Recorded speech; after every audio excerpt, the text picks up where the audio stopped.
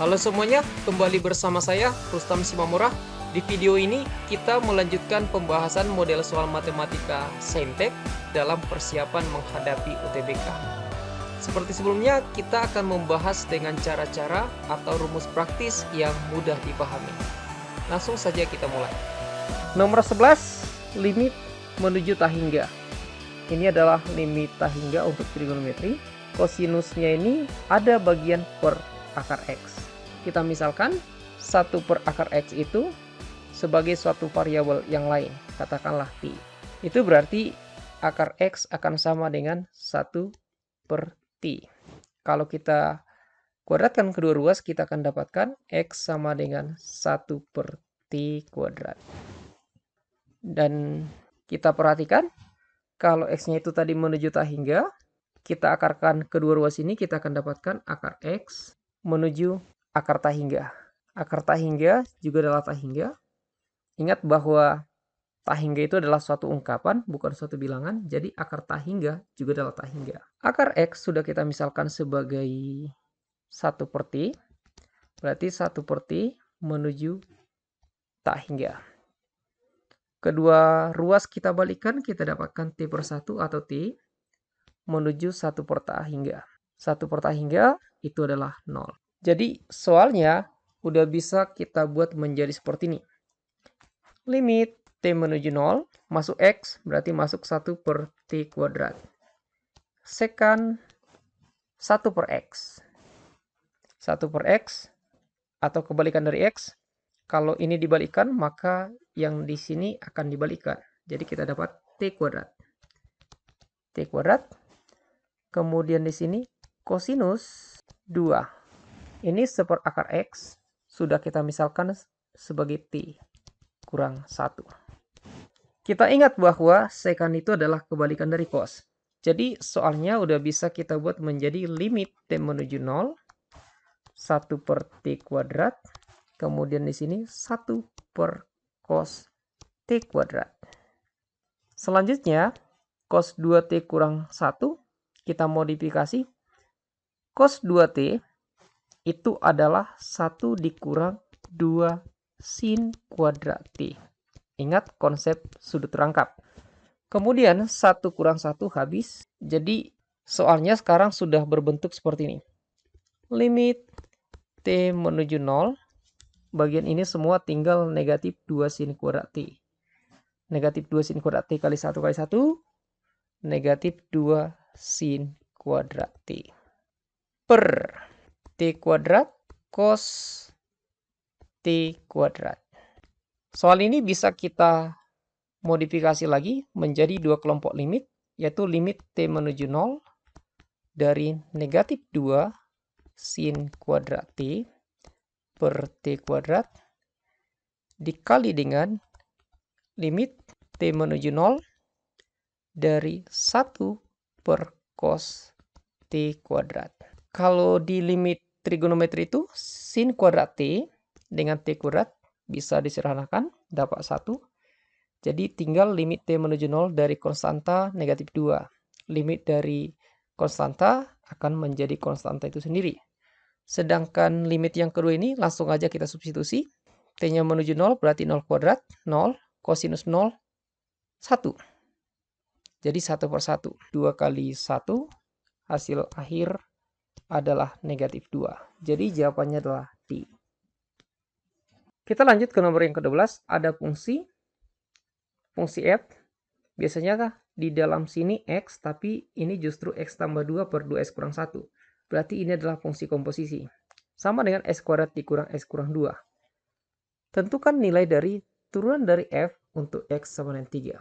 Apabila kita bekerja mencari Fx terlebih dahulu, maka pekerjaan kita akan membutuhkan waktu yang lama dan lebih rumit. Kita akan bekerja dengan memanfaatkan rumus praktis.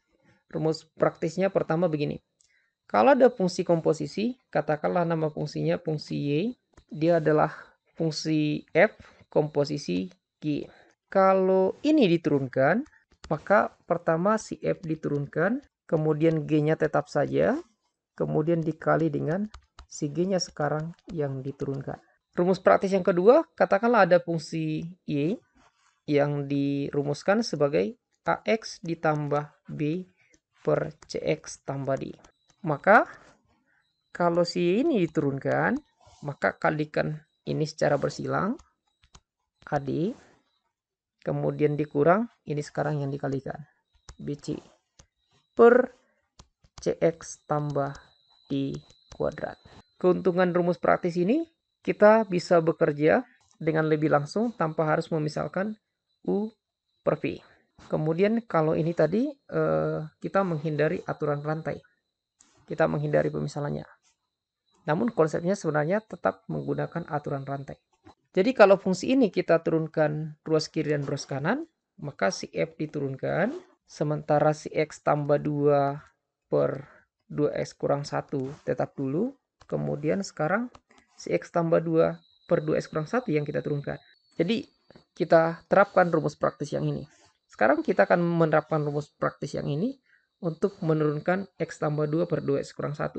Lihat, A di sini adalah koefisien X, kemudian kalau untuk soal kita, koefisien X-nya adalah 1, berarti kalikan ini kemari. 1 kali negatif 1 dikurang 2 kali 2, 4. Per, masuk bagian bawah, 2X kurang 1, kemudian dikuadratkan. Kita sudah berhasil menurunkan yang di ruas kiri. Sekarang menurunkan ruas yang kanan. Biasa saja, kita dapat 2X dikurang 1. Kalau kita sederhanakan, kita akan dapatkan F aksen X tambah 2 per 2X kurang 1 dikali, ini negatif 5, per 2X kurang 1 dikuadratkan. Sama dengan 2X kurang 1. Perhatikan sasaran soal kita F aksen 3. Jadi ini kita tigakan. Kita buat jadi 3 supaya persis sasaran soalnya. X tambah 2 per 2X kurang 1 kita buat bernilai 3. Kita akan cari itu terjadi untuk X sama dengan berapa. Kita dapat X tambah 2 sama dengan 6X dikurang 3. Kita dapatkan negatif 5X sama dengan negatif 5. X sama dengan 1. Jadi ketika X tambah 2 per 2X kurang 1 dibuat jadi 3, maka yang terjadi di X-nya diganti dengan 1. Maka untuk kelompok ini, negatif 5, X-nya kita ganti dengan 1. 2 kali 1, 2, 2 kurang 1, 1, 1 kuadrat 1. Sama dengan. Yang di kiri tadi diganti X-nya dengan 1, harus konsisten. Yang di kanan juga X-nya diganti 1. Kita dapatkan 2 kali 1 kurang 1. Kita dapat F aksen 3 dikali negatif 5 sama dengan 1. Maka F aksen 3 akan sama dengan 1 per negatif 5. Atau negatif 1 per 5. Jadi jawabannya adalah A. Kita lanjut ke nomor yang ke-13. Diketahui barisan aritmatika, yang mana suku kedua dan suku kelima kalau dibandingkan akan memberikan hasil perbandingan 1:3. Ingat, kalau di aritmatika itu UN sama dengan A ditambah N kurang 1 kali beda. Itu berarti kalau U2 itu adalah A ditambah 1B atau B saja. Sedangkan U5 itu adalah A ditambah 4B. Itu berarti kalau kita bandingkan ini, U2 dengan U5 berarti sama dengan membandingkan A tambah B per A tambah 4B. Dan itu sudah diketahui sama dengan 1:3. Kalau kita kalikan secara bersilang, kita akan dapatkan 3A ditambah 3B sama dengan A ditambah 4B. Atau 2A sama dengan B. Sasaran soalnya adalah perbandingan antara U1 tambah U3 dengan U7. Kalau U1 itu A, kalau U3 itu adalah A tambah 2B. Sedangkan kalau U7 itu adalah A ditambah 6B. Kalau kita sederhanakan, kita akan dapat 2A ditambah 2B per A ditambah 6B. Padahal B-nya boleh kita ganti dengan 2A. B yang di atas sudah kita ganti dengan 2A. Begitu juga yang di bawah, berarti A ditambah 6 kali 2A. Jadi kita dapat 2A ditambah 4A, 2 kali 2A 4A, per A ditambah 6 kali 2A, 12A. Berarti kita dapatkan 6A ditambah 13A. A dengan A dicoret, kita dapat 6/13 atau 6/13. Jadi jawabannya adalah cantik, C. Kita lanjut ke nomor yang ke-14. Kalau di nomor 13 tadi, kita berurusan dengan barisan aritmatika. Di nomor 14, kita berurusan dengan barisan geometri. Ada katanya 5 suku, A, B, C, D, E. Kemudian, hasil kali kelima suku itu adalah P pangkat 15/2. Ditanya nilai suku tengah atau nilai si C. Rumus praktisnya begini. Suku tengah dari sekian banyak suku-suku pada barisan geometri, misalkan sebanyak n, itu akan sama dengan akar pangkat n hasil kali semua suku-suku yang diketahui. Ya, berarti di sini U1, U2, U3, demikian seterusnya sampai dengan UN. Tentu saja rumus ini hanya berlaku kalau misalnya banyaknya suku itu ganjil. Kita terapkan ke soal kita. Suku tengah dari barisan geometri itu adalah akar pangkat 5. Kenapa? Karena ada 5 suku. Kemudian hasil kali suku pertama, kedua, ketiga, keempat, dan kelima. Hasil kalinya sudah diketahui adalah P pangkat 15/2. Jadi pekerjaan kita sekarang hanya menyederhanakan saja. Suku tengah yang dalam hal ini adalah si C, suku tengahnya akan sama dengan P, kita rubah akar pangkat ini menjadi pangkat pecahan, itu menjadi P pangkat 15/2 dibagi lagi dengan 5. Atau dikali dengan 1/5. Jadi kita dapatkan suku tengahnya sama dengan P berpangkat, ini kemari, 3, kita dapat 3/2. Jadi suku tengah sama dengan P pangkat 1/2 atau P akar P. Jadi jawabannya sudah kita dapatkan, jawabannya adalah B. Coba kita ke sifat yang tadi itu, ini sangat bermanfaat bagi Anda. Kalau misalnya akar pangkat N dari A pangkat M, itu boleh ditulis sebagai A pangkat M per N. Atau boleh saja ditulis A pangkat M dikali 1/n. Itu yang kita buat tadi di sini. Jadi itu tadi nomor 14. Kita lanjut ke nomor yang ke-15. Di nomor 15 kita berurusan dengan suku banyak. Ada suku banyak bernama PX. PX ini habis dibagi X kuadrat tambah 2 dan habis juga dibagi X tambah A. Itu berarti X kuadrat tambah 2 dikali X tambah A juga akan habis membagi PX ini. Ini simbol habis membagi. Terus kalau misalnya kita kalikan X kuadrat tambah 2 kali X tambah A, kita akan dapatkan X pangkat 3 ditambah AX kuadrat ditambah 2X ditambah 2A. Ini akan habis membagi PX. AX pangkat 3 ditambah 4X kuadrat ditambah BX tambah 8 dibagi X pangkat 3 ditambah AX kuadrat ditambah 2X ditambah 2A. Supaya tercoret ini kita kali A. Kita dapatkan AX pangkat 3 ditambah A kuadrat X kuadrat ditambah 2AX ditambah 2A kuadrat. Kita kurangkan, ini habis. Kemudian hasil pengurangannya kita dapat di sini 4 kurang A kuadrat X kuadrat ditambah B dikurang 2AX kemudian ditambah 8 dikurang 2A kuadrat. Dari sini ya. Karena ini tadi adalah faktor dari si PX ini, maka ini akan sama dengan 0. Ini semua 0.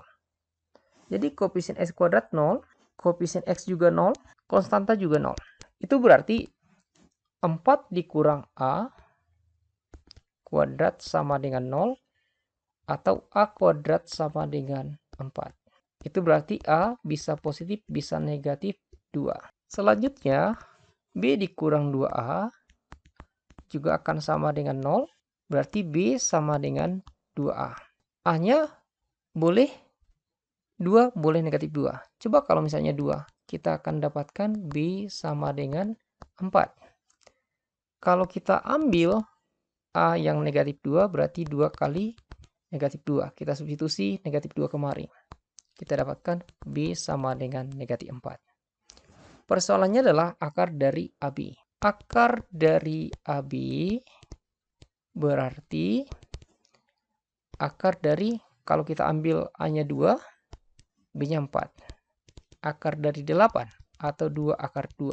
Jadi kalau kita cek di option sudah ada, jawabannya lah B. Seandainya kalau kita gunakan yang A negatif 2, kita akan dapatkan negatif 2 dikali negatif 4. Juga memberikan hasil akar 8 atau 2 akar 2. Kita lanjut ke nomor yang ke-16. Diketahui TABCD merupakan limas beraturan dengan alas persegi. Sebenarnya biarpun tidak diketahui limas beraturan ketika alasnya persegi, maka dia tentunya sudah automatically persegi. Titik E pada TA dengan TE banding EA sama dengan 3 banding 2. Titik F pada TB dengan TF banding FB sama dengan 7 banding 3.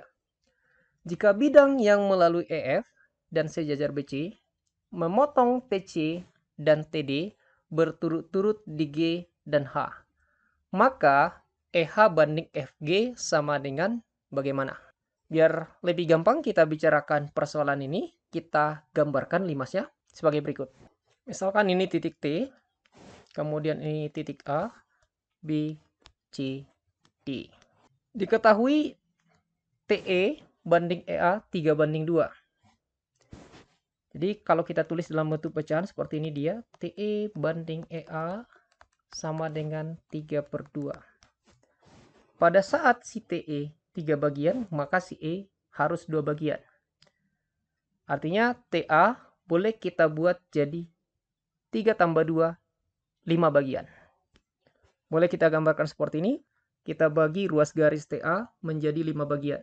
Bagiannya si TE 3, kemudian bagiannya si EA 2, sisanya. Selanjutnya TF banding FB 7 banding 3. Artinya kalau kita buat ruas garis TB 10 bagian, dari mana 10 bagian? 7 tambah 3, maka si TF 7 bagian, sedangkan si FB 3 bagian. Kita gambarkan yang 10 bagian itu ke ruas garis TB. Bagiannya si TF tadi 7, 1, 2, 3, 4, 5, 6, 7. Sedangkan si FB sisanya 3 bagian. Itu berarti kalau kita buat pembagian si TA seperti si TB, maka ini boleh kita buat jadi 10 bagian. Dengan demikian, boleh kita katakan bahwa TE itu adalah 6 bagian, sedangkan EA sisanya 4 bagian. Kemudian katanya ada bidang melalui EF, kemudian memotong TC dan TD, berturut-turut di G dan H. Dan bidang itu tadi sejajar dengan BC. Maka kalau kita gambarkan, boleh kita buat seperti ini. Bidang itu tadi memotong TC di G, berarti ini G. Kemudian memotong TD di H. Inilah H. Karena BC sejajar dengan FG, maka AD juga akan sejajar dengan EH. Kemudian kita perhatikan bahwa segitiga TEH itu akan sebangun dengan segitiga TEF. Perbandingan antara si EH dengan si FG itu akan sebanding dengan perbandingan antara si TE dengan si TF. Itu berarti perbandingan EH dengan FG itu adalah, ini tadi 6 bagian, 6 banding 7. Jadi jawabannya sudah kita peroleh, opsinya adalah A. Kita lanjut ke nomor 17. Nomor 17 bercerita tentang deret geometri tak hingga yang jumlahnya 2019. Jadi suku-suku yang dijumlahkan itu, misalkan itu adalah A, AR, AR kuadrat demikian sampai tak hingga. Ini katanya kalau dijumlahkan akan sama dengan 2019. Kemudian ada deret geometri yang baru yang dihasilkan dengan cara mengkuadratkan setiap suku dari deret geometri yang awal. Jadi kita kuadratkan katanya setiap suku ini. Kita dapat A kuadrat ditambah AR kuadrat ditambah AR kuadrat dikuadratkan, demikian sampai tak hingga.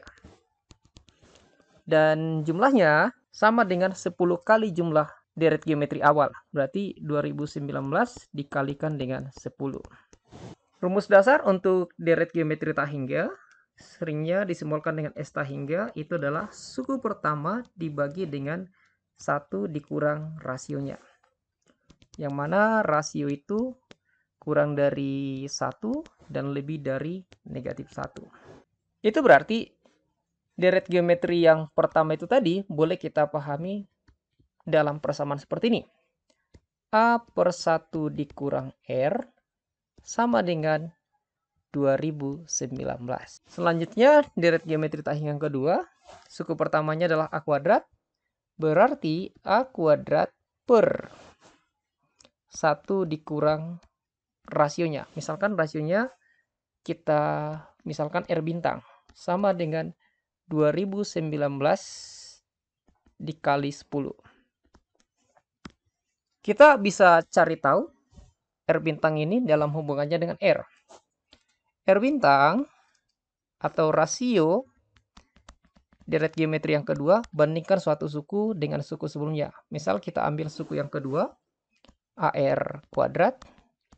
Kita bandingkan dengan suku pertamanya, A kuadrat, maka kita dapat A kuadrat R kuadrat per A kuadrat.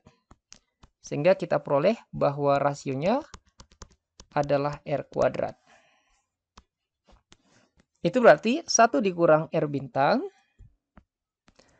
boleh kita ganti menjadi 1 dikurang R kuadrat. Selanjutnya kalau kita bagi persamaan yang pertama ini dengan persamaan kedua, maka kita peroleh A dengan A kuadrat, coret tinggal hanya A. Sedangkan 2019 dengan 2019 kali 10 tinggal hanya 1 per 10. Kemudian 1 kurang R kuadrat bisa juga itu dipahami sebagai 1 kurang R dikali 1 tambah R. Kita lakukan pemfaktoran. Artinya apa? 1 kurang R yang di sini coret dengan 1 kurang R yang di sini. Jadi persamaannya sekarang sudah menjadi 1 per A per 1 ditambah R dibagi dengan 1 per 10. Kita lanjut di sini saja. 1 per A 1 tambah R itu berarti 1 tambah R per A sama dengan 1 per 10. Atau 1 tambah R sama dengan 1 per 10 A. Padahal dari persamaan yang pertama itu tadi, dari sini, bisa kita nyatakan bahwa A per 1 kurang R sama dengan 2019. Atau A-nya itu adalah 2019 dikali 1 dikurang R. Jadi tugas kita sekarang tinggal menyederhanakan saja. Kita substitusi A yang di sini kemari. Itu berarti 1 ditambah R sama dengan 1 per 10 dikali dengan 2019 per 1 dikurang R. Kedua ruas kita kali 10, kita dapatkan 10 ditambah 10 R sama dengan 2019 dikali 1 kurang R. Kita dapat di sini 2019 dikurang 2019 R. Kita padukan yang mengandung R. 10R ditambah 2019R itu adalah 2029R. Kemudian 2019 dikurang 10 kita dapatkan 2009. Jadi R sudah bisa kita nyatakan 2009 per 2029. Nah, ceritanya diketahui di soal bahwa rasio deret yang pertama itu alfa per beta. Yang mana alfa dan beta itu memiliki persekutuan terbesar 1. Jadi boleh kita buat seperti ini. Alfa banding beta atau alfa per beta sama dengan 2009 per 2029. Katanya alfa dan beta itu memiliki FPB 1. Artinya secara automatically alfa itu 2009, beta itu 2029. Sasaran soalnya tadi adalah alfa dikurang beta. Alfa kurang beta sama dengan 2009 dikurang 2029. Kita peroleh negatif 20. Jadi kita sudah tiba di jawaban. Jawabannya adalah A.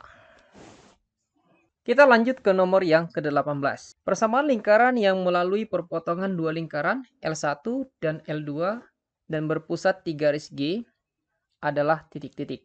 Jadi di soal kita ini dibicarakan 3 lingkaran, 2 diketahui dan 1 sedang ditanyakan. Karena lingkaran yang sedang ditanyakan melalui perpotongan kedua lingkaran ini, itu berarti menyelesaikan sistem persamaan kuadrat dari persamaan L1 dan L2 akan memberikan titik yang dilalui lingkaran itu. Kita kerjakan. X kuadrat ditambah Y kuadrat dikurang 2X dikurang 2Y kurang 2 sama dengan 0. Persamaan kedua, X kuadrat ditambah Y kuadrat ditambah 2X dikurang 6Y tambah 6 sama dengan 0. Kita sederhanakan dengan cara mengurang. Ini habis, negatif 2x dikurang 2x, kita dapatkan negatif 4x, negatif 2y dikurang negatif 6y menjadi positif 4y, negatif 2 dikurang 6, kita dapatkan negatif 8 sama dengan 0. Kalau kedua ruas kita bagi dengan negatif 4, kita dapatkan x negatif y ditambah 2 sama dengan 0. Atau x sama dengan y dikurang 2. Atau boleh juga kita nyatakan menjadi y sama dengan x ditambah 2. Dengan menyubstitusi persamaan y sama dengan x tambah 2 ke salah satu persamaan, kita akan mendapatkan x atau apsis titik yang dilalui lingkaran yang sedang ditanyakan. Kita substitusi persamaan ini ke persamaan yang pertama saja karena lebih sederhana. Kita dapat x kuadrat ditambah x tambah 2 kuadrat dikurang 2x dikurang 2 kali x tambah 2 dikurang 2 sama dengan 0. Kita sederhanakan, kita dapatkan x kuadrat ditambah x kuadrat ditambah 4x ditambah 4 dikurang 2x dikurang 2x dikurang 4 dikurang 2 sama dengan 0. Kita sederhanakan, ini 4x habis kemari, kemudian 4 habis kemari, x kuadrat tambah x kuadrat kita dapatkan 2x kuadrat dikurang 2 sama dengan 0. Itu berarti x kuadrat sama dengan 1. Berarti x sama dengan bisa positif, bisa negatif 1. Kalau kita ambil x yang 1, maka kita akan mendapatkan nilai y 1 tambah 2. 3. Artinya lingkaran yang ketiga ini melalui 1,3.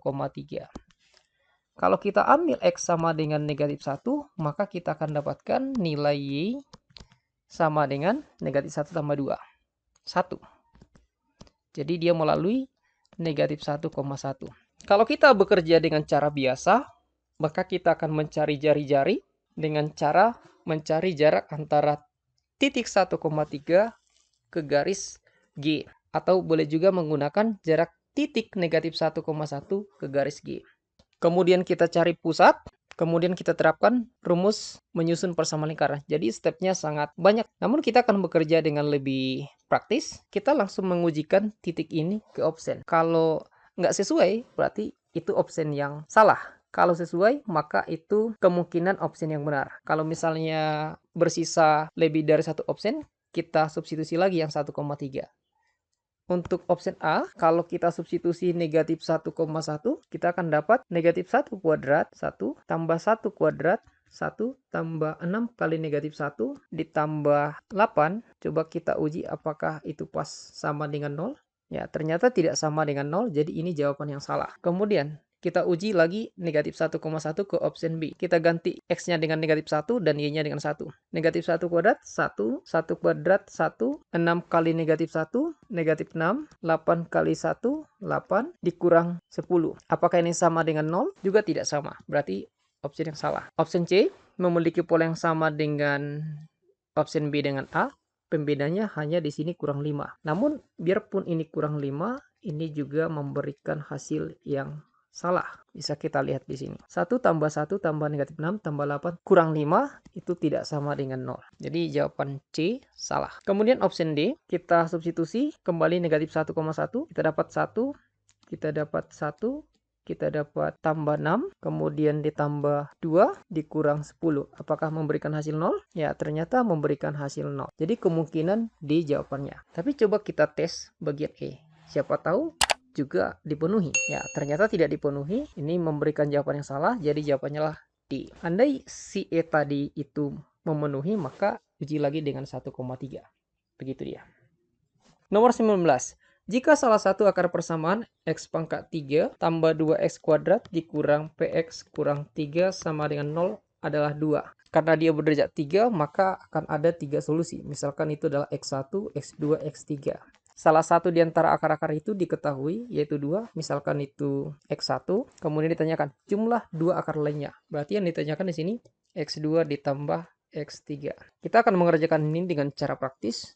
Bahkan kita tak perlu tahu berapakah si P itu. Kita akan memanfaatkan teorema Vieta. Menurut teorema Vieta, AX pangkat 3 ditambah BX kuadrat tambah CX tambah D sama dengan 0. Maka kalau akar-akarnya itu dijumlahkan, ini akan menjadi negatif B per A. Sedangkan kalau dikalikan, X1 dikali X2 dikali X3. Itu akan menjadi negatif D per A. Itu menurut teorema Vieta. Yang seperti ini sering kita jumpai di persamaan kuadrat juga, yang lebih sering disebut dengan sifat operasi akar. Kita terapkan ke soal kita, itu berarti X1 tambah X2 tambah X3 sama dengan koefisien X kuadrat dinegatifkan dibagi dengan koefisien X pangkat 3. 1. Jadi kita dapatkan negatif 2. Padahal X1 tadi itu nilainya 2. Berarti 2 ditambah X2 tambah X3 sama dengan negatif 2. Berarti X2 ditambah X3 sama dengan negatif 2 kurang 2. Negatif 4. Jadi jumlah 2 akar lainnya itu adalah negatif 4. Jawabannya lah E. Nomor 20, kita tiba di soal terakhir. Ada fungsi Gx itu sama dengan integral dari fx dx. Dan selanjutnya, ada fungsi hx yang sama dengan hasil kali fungsi fx dikali gx ditambah logaritma 3. Yang menjadi soal, bagaimanakah turunan dari h dikurangkan turunan dari f dikalikan dengan gx dikurang sepertiga. Dengan menurunkan kedua ruas persamaan yang ini, maka kita akan lebih dekat ke yang ditanyakan. Coba kita turunkan ini. Kita turunkan, kita dapat h aksen x sama dengan, ini bentuk perkalian dari dua fungsi, maka turunkan yang pertama, yang kedua tetap, ditambah yang pertama yang tetap, yang kedua yang diturunkan. Logaritma 3 itu suatu konstanta, kalau dia diturunkan akan 0. Perhatikan ketika kita menurunkan ini menjadi seperti ini, kita menerapkan rumus yang kayak gini. Kalau Y sama dengan U kali V, maka kalau dia diturunkan, dia akan menjadi U aksen V ditambah U V aksen. Sekarang coba kita kurangkan H aksen X dengan F aksen X GX. Maka tinggal hanya ini saja, kita dapatkan H aksen X dikurang F aksen X GX itu adalah Fx G aksen X. Padahal Gx itu adalah integral dari Fx. Artinya apa? Kalau misalnya kita turunkan kedua ruas ini, maka kita dapatkan Gx aksen sama dengan Fx. Integral diturunkan, maka kembali ke bentuk semula. Itu artinya ini tidak lain adalah Fx dikali dengan Fx. Atau F kuadrat X. Jadi hasil operasi ini adalah F kuadrat X. Karena dikurang sepertiga, itu berarti yang ditanyakan itu H aksen X dikurang F aksen X GX dikurang sepertiga, itu akan sama dengan F kuadrat X dikurang sepertiga. Jadi jawabannya adalah E. Jadi demikianlah video kita yang membahas 20 model soal UTBK pada aspek matematika saintek. Terima kasih buat perhatiannya. Jangan lupa mengecek video-video saya yang lainnya dan dukung juga saya dalam membangun channel ini dengan like, share, dan subscribe. Terima kasih.